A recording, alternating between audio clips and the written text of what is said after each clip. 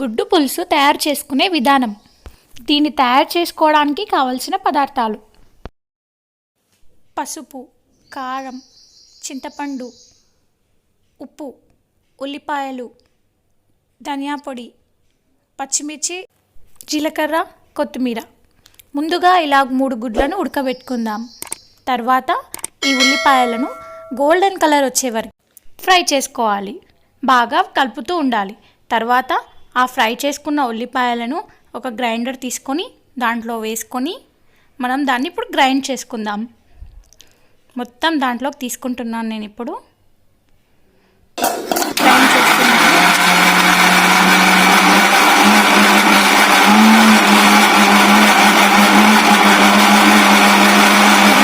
చేసుకున్న మిశ్రమాన్ని ఇప్పుడు మనం దాంట్లోకి తీసేసుకుందాము.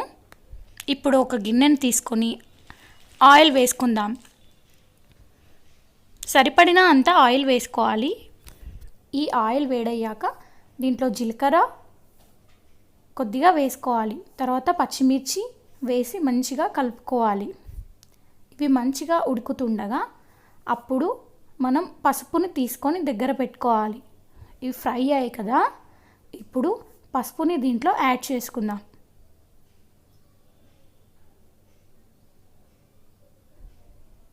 ఇప్పుడు యాడ్ చేశాను కదా, ఇప్పుడు బాగా ఫ్రై చేసుకోవాలి.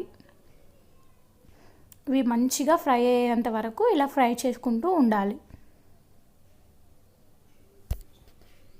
ఇవి బాగా ఫ్రై అయ్యాయి కదా, ఇప్పుడు మనం ఇంతకుముందు చేసుకున్నాం కదా ఉల్లి పేస్ట్ని దీంట్లో యాడ్ చేసుకుందాం. చూడండి, దీంట్లో ఇంకా కొంచెం మిక్స్చర్ ఉంది కాబట్టి దీంట్లో కొంచెం వాటర్ యాడ్ చేసి మళ్ళీ మిక్స్చర్ దీంట్లో యాడ్ చేస్తున్నాను. చూడండి, ఇప్పుడు యాడ్ చేసేసాను. ఇప్పుడు దీన్ని బాగా కలుపుకుందాం. మొత్తం ఈ పచ్చిమిర్చి మొత్తం దీంట్లో మిక్స్ అయిపోవాలన్నట్టు. సో బాగా కలుపుతున్నానండి. చూడండి ఎలా ఉందో. మరీ పల్చగా కూడా ఉండకూడదు, వాటర్ లాగా అయిపోతుంది మళ్ళీ. ఇప్పుడు చూడండి, గుడ్లు కూడా చాలా బాగా ఉడికిపోయాయి. ఓకే, మనం యాడ్ చేసుకున్న మిక్స్చర్ కూడా చాలా బాగా ఉడుకుతుందండి. చూడండి, మనకి మంచి స్మెల్ కూడా వస్తుంది. సో ఇప్పుడు మనం దీంట్లోకి ఇప్పుడు కారాన్ని యాడ్ చేసుకుందాము. సరిపడా కారం నేనైతే ఇక్కడ 2 స్పూన్స్ హాఫ్ వేస్తున్నాను. మీకు సరిపడినంత టేస్ట్కి తగినట్టు కారం వేసుకోవచ్చు. వేసుకొని బాగా కలపాలి. మంచిగా ఈ కారం మొత్తం ఇట్లా బబుల్స్లో ఉండకుండా మంచిగా నీట్గా కలుపుకోండి. ఈ కారం మనకు తగినంత వేయడం వల్ల టేస్ట్ కూడా బాగా వస్తుందండి. సో చూడండి, కలిపేసాను. ఇది కూడా ఉడుకుతుంది. ఇంకా దీనికి మనం మూత పెట్టేసి పక్కన పెట్టుకున్న గుడ్లు ఉన్నాయి కదా, దీన్ని పొట్టు తీసుకుందాము. పెంకుని తీసేస్తున్నాను. చూడండి, కొంచెం జాగ్రత్తగా తీయండి గుడ్ల పొట్టును కూడా. కొంచెం మంచిగా వేడయ్యాయి కాబట్టి గుడ్ల పొట్టు కూడా ఈజీగా వచ్చేస్తుంది. సో కూర కూడా మనకి బాగా చూడండి ఎంత కలర్ఫుల్గా ఉందో, చాలా బాగా ఉడుకుతుంది. ఇప్పుడు గుడ్లు కూడా పెంకు తీయడం అయిపోయింది. సో ఇప్పుడు నేను ఇంకో గిన్నె తీసుకొని దాంట్లో ఆయిల్ వేసాను.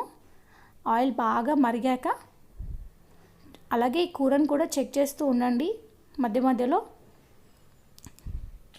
ఇప్పుడు ఈ ఆయిల్ వేడైంది కదా, దీంట్లో ఇప్పుడు మనం పసుపుని యాడ్ చేసుకుందాము. కొంచెం పసుపు యాడ్ చేద్దాము. దాంట్లో యాడ్ చేశాక దీంట్లో గుడ్లను వేసి ఫ్రై చేస్తున్నాను. బాగా ఇవి గోల్డెన్ కలర్లో వచ్చే వరకు ఫ్రై చేస్తూ ఉండాలి. ఇలా ఫ్రై చేయడం వల్ల మనకి టేస్ట్ కూడా చాలా బాగుంటుందండి. నార్మల్గా పొట్టు తీసి వేస్తే దానికి మళ్ళీ ఇలా ఫ్రై చేసుకున్న దానికి చాలా డిఫరెంట్గా టేస్ట్ అనేది మనకు కనిపిస్తుంది. సో చూడండి, ఇవి ఇలా ఫ్రై అవుతూ ఉంటాయి. ఇలా రౌండ్గా తిప్పుతూ ఉండాలి, లేకపోతే దాని పైన ఉన్నది అతుక్కుపోతుంది. చూడండి, ఇప్పుడు నేను చింతపండు రసానికి కూడా దీంట్లో యాడ్ చేసేసాను. చూడండి ఎంత కలర్ఫుల్గా ఉందో. పులుపు కూడా మరీ పులుపు వేసుకోకూడదు, నాకు తగినంత వేసుకుంటే సరిపోతుంది. సో ఇప్పుడు దీంట్లో దానికి తగినంత ఉప్పుని యాడ్ చేస్తున్నాను. చూడండి, ఉప్పు ఫస్ట్ మనం తగినంత వేసుకోవాలి.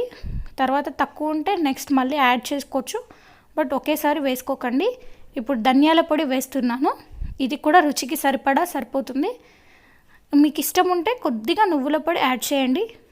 ఇప్పుడు ఈ మనం ఫ్రై చేసుకున్న గుడ్లు ఉన్నాయి కదా, ఇవి దీంట్లో యాడ్ చేసేస్తున్నాను. ఇప్పుడు కలుపుకుందాం. బాగా కలుపుకున్న తర్వాత దీనికి మూత పెట్టేసి ఉడికిద్దాం. చూడండి ఎంత బాగా ఉడుకుతున్నాయో. ఎంత బాగాసేపు మనం ఉడికిస్తే కర్రీ అంత టేస్ట్గా ఉంటుందండి.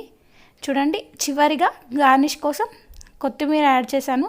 కొత్తిమీర యాడ్ చేయడం వల్ల టేస్ట్ కూడా సూపర్గా ఉంటుంది. ఇప్పుడు మన కర్రీ రెడీ అయిపోయిందండి. చూడండి ఎంత కలర్ఫుల్గా ఉంది, సూపర్గా ఉంటుంది. ట్రై చేయండి. అలాగే మా ఛానల్ని సబ్స్క్రైబ్ చేసుకోండి.